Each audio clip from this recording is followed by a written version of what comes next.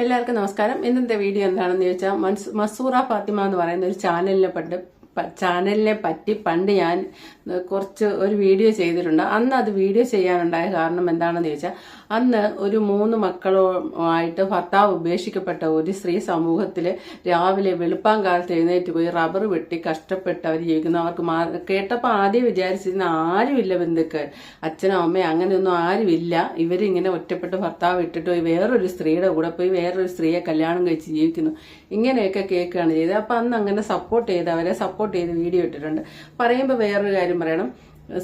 ഷാജിദ ഷാജി എന്ന് പറയുന്ന ഒരു ചാനല്, അവരും ഇതുപോലെ തന്നെ ഹസ്ബൻഡ് തൂങ്ങി മരിക്കുകയാണ് ചെയ്ത കുഞ്ഞു മക്കള് അവരെ എത്തിങ്ങാനെ കൊണ്ടാക്കിയിരിക്കുന്നു. അങ്ങനെ അവരും സമൂഹത്തിന്റെ സോഷ്യൽ മീഡിയയിൽ ഫാമിലി വ്ലോഗ് ഇട്ട് സമൂഹത്തിൽ നിന്ന് സഹതാപം മേടിച്ച് എല്ലാവരുടെയും ഇഷ്ടം മേടിച്ചെടുത്ത് ഇഷ്ടം പോലെ സമ്മാനങ്ങളും പൈസയും അവരുടെ ഓപ്പറേഷനുള്ള പൈസയും എല്ലാം മേടിച്ചെടുത്ത് ഇങ്ങനെ മുന്നോട്ട് പോകുമ്പോൾ ഒരു പയ്യനെ കണ്ട് ആ പയ്യന്റെ കൂടെ ഒരു പോക്കങ്ങ് പോയി.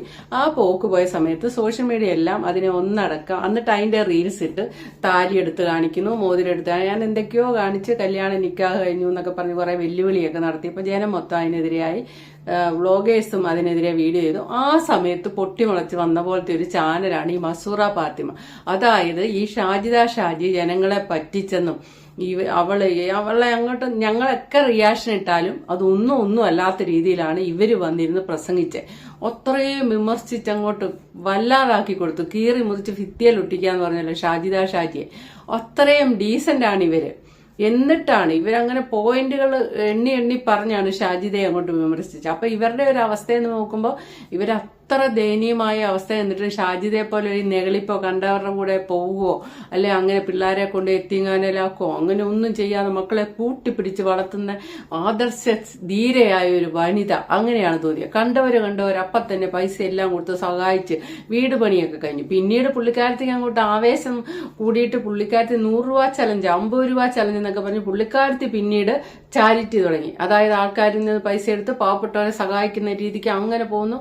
പിന്നെ സമ്മാന പെരുമഴ, ജനങ്ങൾക്ക് എങ്ങനെയാണേലും ഇരിക്കപ്പെടുത്തിയില്ല, സമ്മാനങ്ങളും കൊടുത്ത് പൈസയും കൊടുക്കും.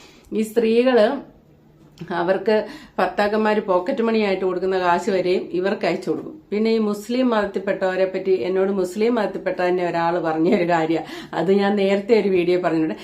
ഈ യത്തീം എന്നൊരു വാക്ക് കേട്ട് കഴിഞ്ഞാൽ പിന്നെ മുസ്ലിങ്ങൾ പിന്നെ ഇടവും വലോ ഒന്നും നോക്കില്ല, ചുമ്മാതെ അങ്ങ് സഹായിച്ചുകൊണ്ടിരിക്കും.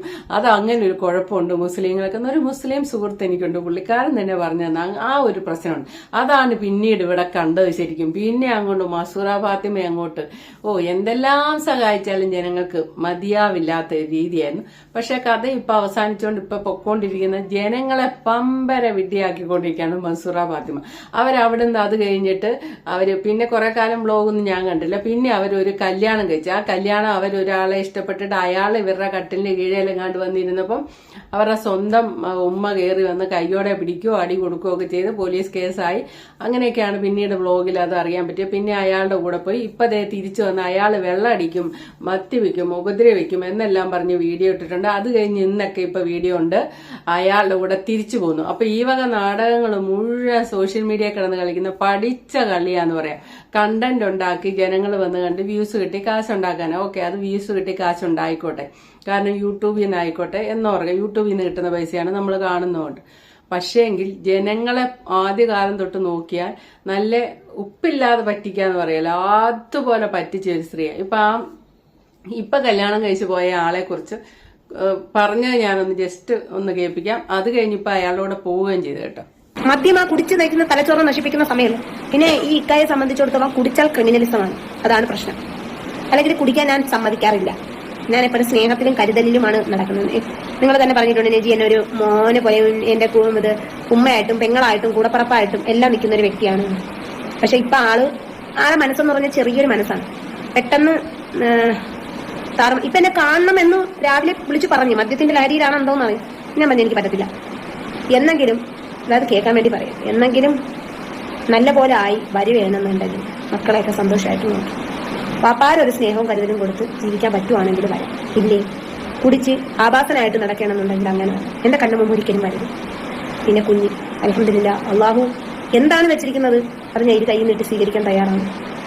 ഒരിക്കലും ഒരു വാർത്ത എന്റെ ചെവി കേൾക്കാതിരിക്കട്ടെ.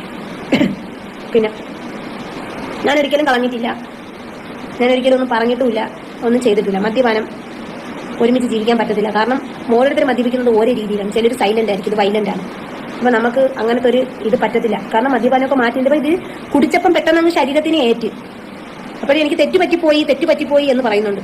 ഒരുപാട് സൊല്യൂഷനുകളുണ്ട്. മദ്യപാനം ഡി അഡിക്ഷൻ സെന്ററിൽ കൊണ്ടുപോയി മാറ്റാം, ബാക്കി കാര്യം എല്ലാം ചെയ്യാം എന്നൊക്കെ. പക്ഷേ ഈ നാറ്റം നമ്മൾ അള്ളാഹു ഹറാമാക്കിയ കാര്യമാണ്. ഇനിയെങ്കിലും 10-40 വയസ്സാവാറായി, ഇനിയെങ്കിലും ഒതുങ്ങി സന്തോഷമായി മദ്യപാനമൊക്കെ ഇല്ലാതിരിക്കുകയായിരുന്നു, ബാക്കി പ്രശ്നങ്ങളൊന്നും ഇല്ലാതിരിക്കുകയായിരുന്നു. ആദ്യം വന്ന് ചാനലിലൊക്കെ പറയുമ്പോൾ നമ്മൾ കേട്ടിരുന്ന ഒരാളെ കല്യാണം കഴിച്ചു, അയാൾ ഇവർക്ക് 3 പിള്ളേരുണ്ടായി കഴിഞ്ഞപ്പോൾ അയാൾ ഇട്ടേച്ചു പോയി, വേറൊരു സ്ത്രീയുടെ കൂടെ സുഖം തേടിപ്പോയി, പാവപ്പെട്ട ഒരു പെൺകുട്ടിയെ ഉപേക്ഷിച്ചു പോയി എന്നാണ് നമ്മൾ വിചാരിക്കുന്നത്. ഇത് അങ്ങനെയൊന്നുമല്ല. ആ 3 മക്കൾ എന്ന് പറഞ്ഞാൽ അയാളുടെ തന്നെയല്ല, ഇതിപ്പോ ഒരു 3-ാമത്തെ 4-ാമത്തെ കല്യാണമാണെന്ന് തോന്നുന്നു. അങ്ങനെയൊക്കെയാണ് പറയുന്നത്. അല്ലാതെ മക്കളെല്ലാം ഒരാളുടെ തന്നെയല്ല, വേറെ കല്യാണം കഴിച്ചിട്ട് പിന്നെ ഉണ്ടായത്. പുള്ളിക്കാരത്ത് കല്യാണം കഴിക്കാന്നുള്ളത് ഒരു ഹോബി തന്നെയാണ്. അല്ലാതെ ഈ ഷാജിയെ കുറ്റം പറയാനുള്ള യാതൊരു യോഗ്യതയുള്ള ആളല്ല. ഈ സ്വർഗത്തിൽ നിന്ന് നൂലേന്ന് ഇറങ്ങി വന്ന പുണ്യാളത്തി പോലെ ഇരുന്ന് ഷാജിയെ കുറ്റം പറഞ്ഞ ആളാന്ന് ഓർക്കണം. അതാണ് നമ്മൾ ആദ്യമായിട്ട് ഓർക്കേണ്ടത്. ഇത്രയും കുറ്റങ്ങളൊക്കെ ഉള്ള വ്യക്തിയാണ്. അത് കഴിഞ്ഞിപ്പോ ഇയാളുടെ കൂടെ കല്യാണം കഴിച്ചു പോയിട്ട് ഇയാൾ മദ്യപിച്ചാ ഉപദ്രവിക്കും എന്നുള്ള ഒക്കെയാണ് പറഞ്ഞത്. ഇപ്പൊ കുറച്ച് മണിക്കൂറുകൾ കഴിഞ്ഞപ്പോഴത്തേക്കിന് ഇപ്പൊ അയാളുടെ കൂടെ പോയി.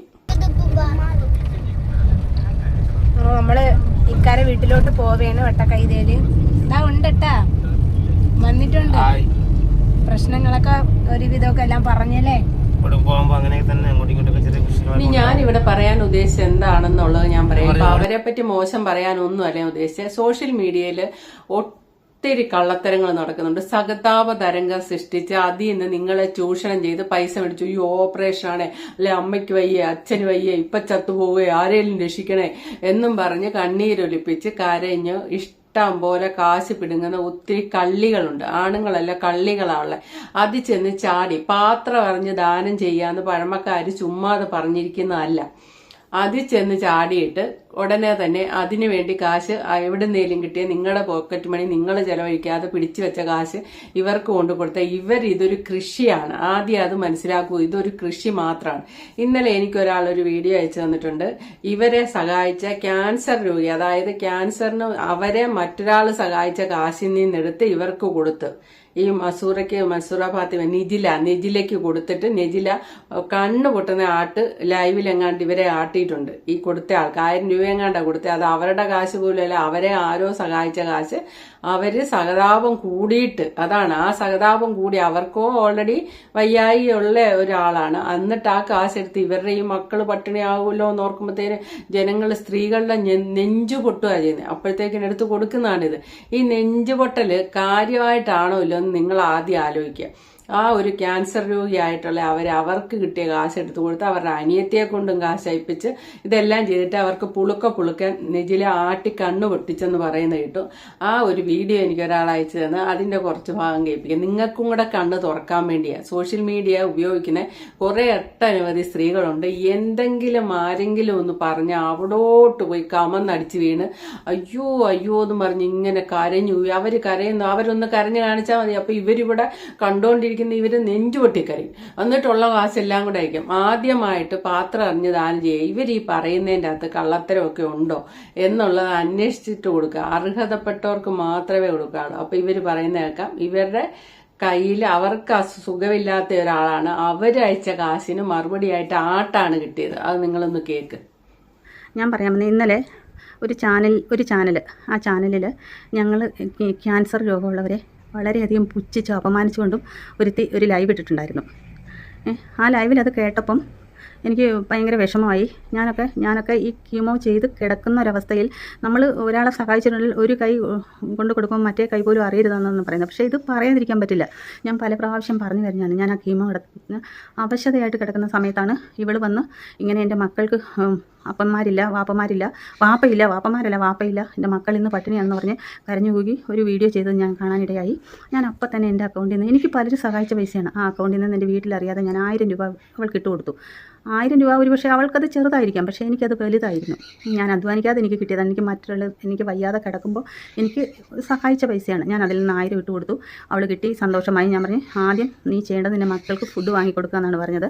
ഫുഡൊക്കെ മേടിച്ച് കൊടുത്തിട്ട് നന്ദി താങ്ക്സ് പറഞ്ഞ് എനിക്ക് മെസ്സേജ് അയച്ചു. ഞാൻ അന്ന് തന്നെ എൻ്റെ മക്കൾക്ക് എന്തൊക്കെയോ പറഞ്ഞു, ഞാനത് പോക്കുന്നില്ല. ഞാൻ എൻ്റെ അനിയത്തെ വിളിച്ച് പറഞ്ഞു, ഒരു 1000 രൂപ ഉണ്ട് ഇട്ടതാ, ഇങ്ങനെ പാവങ്ങളല്ല, നിനക്ക് അതിൻ്റെ പ്രതിഫലം അതിൽ കൂടുതൽ കിട്ടും, സഹായിക്കാനില്ലെന്ന് പറഞ്ഞു. അവളിട്ട് വന്നു, എൻ്റെ അക്കൗണ്ടിൽ നിന്ന് ഞാൻ പൈസ ഇട്ട് കൊടുത്തു. അവളിങ്ങനെ സന്തോഷമായിട്ടിരുന്നു, കുഴപ്പമൊന്നുമില്ല. ഇങ്ങനെ പല ആൾക്കാരും ഇവളെ സഹായിച്ചു. അപ്പോൾ ഞങ്ങളോടൊക്കെ പറഞ്ഞത് യത്തീം കുട്ടികളാണ് ഉപ്പ മരിച്ചു പോയി എന്നാണ്.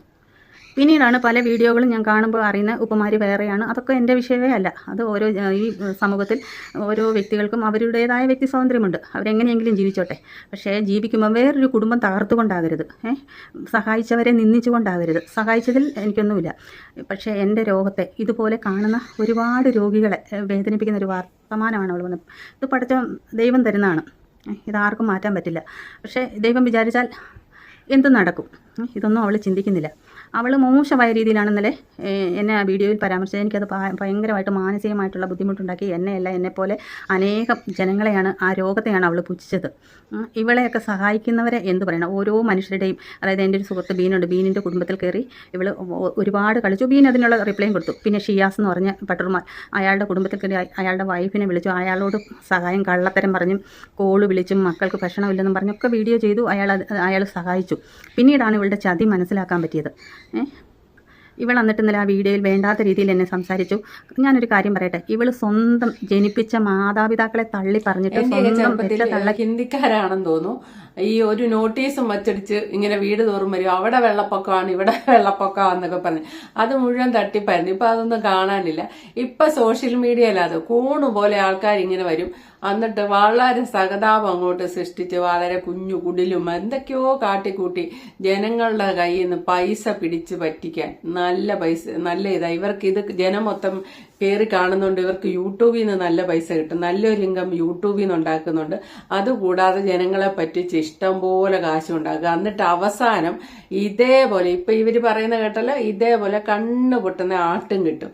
അപ്പം ഇനി തൊട്ട് സഹായിക്കുമ്പോൾ അത് അർഹതപ്പെട്ട ആളുടെ കയ്യിലാണോ എത്തുന്നതെന്ന് ആലോചിച്ച് മനസ്സിലാക്കിയതിന് ശേഷം മാത്രം ചെയ്യുക. അതിനുവേണ്ടി മാത്രം ചെയ്ത വീഡിയോ അത്, അല്ലാതെ ആരോടും ഇത് വ്യക്തിവൈരാഗ്യമില്ല. ഇതേപോലെ ഒട്ടനവധി കേസ് ഇപ്പൊ സോഷ്യൽ മീഡിയയിലുണ്ട്. എനിക്ക് ആരുടെയും പേര് പിന്നെ എടുത്ത് ഇനി പറയാൻ കഴിയല. നിങ്ങൾ സ്വയം മനസ്സിലാക്കി അർഹതപ്പെട്ടവരെ മാത്രം സഹായിക്കുക. ഇങ്ങനെ വിഡ്ഢിവേഷം കെട്ടാൻ വേണ്ടി ഇനിയും നിങ്ങളുടെ ജീവിതം ബാക്കിയാവരുത്. അപ്പൊ okay, thank you for watching. അടുത്ത വീഡിയോ കാണാം.